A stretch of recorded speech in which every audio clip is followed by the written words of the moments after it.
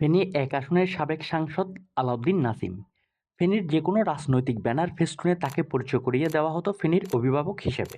১৯৮৪ থেকে ১৯৮৬ পর্যন্ত চট্টগ্রাম বিশ্ববিদ্যালয়ের ছাত্রলীগের সভাপতি ছিলেন নাসিম। ১৯৮৬-তে যোগ দেন প্রশাসন ক্যাডারে। ১৯৯৬-তে তৎকালীন প্রধানমন্ত্রী শেখ হাসিনার প্রোটোকল কর্মকর্তা হিসেবে নিয়োগ পান নাসিম। ২০০১-এ শেখ হাসিনা বিরোধী দলীয় নেত্রী হলে তখনও তার প্রোটোকল অফিসার ছিলেন এই নাসিম। একসময় সরকারি চাকুরি থেকে অবসর নিয়ে ব্যবসা ও রাজনীতিতে জড়িয়ে পড়েন পুরোপুরি। প্রশাসনিক রদবদল ও নিয়োগ বাণিজ্যে একসময় নাসিমই ছিল শেষ কথা।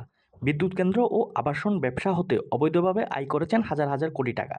শেখ হাসিনা ও শেখ রেহানার অবৈধ টাকা পয়সার হিসাবপত্র দেখতেন নাসিম, যার কারণে আওয়ামী মহলে তার নাম ছিল ফান্ড ম্যানেজার হিসেবে। মির্জা আজম, উবাইদুল মুকতাদির চৌধুরী, বাহাউদ্দিন নাসিম ও চট্টগ্রামের সাবেক মেয়র আজম ও নাসিরকে নিয়ে নাসিম তৈরি করেছিলেন অবৈধ অর্থ উপার্জনের সিন্ডিকেট। ফেনী ২ আসনের সাবেক এমপি নিজাম হাজারীর ফেনীর গডফাদার হিসেবে প্রতিষ্ঠিত হওয়ার পিছনে অন্যতম হাত ছিল এই নাসিমের। নিজাম হাজারী সহ ফেনীর যে কোনো পর্যায়ের জনপ্রতিনিধি তার পা ছুঁয়ে সালাম করত। নাসিমের বাড়ি ফেনীর সীমান্তবর্তী উপজেলা পরশুরামের গুদুমা গ্রামে, কাছেই বিলোনিয়া স্থলবন্দর। সীমান্তের মাদক, অস্ত্র, সারি চোরাচালান সিন্ডিকেট নিয়ন্ত্রণ করত নাসিমের ছোট ভাই জালাল উদ্দিন চৌধুরী। ফেনীতে জমি ও বালুমহাল দখলে নাসিম ছিল অগ্রগণ্য।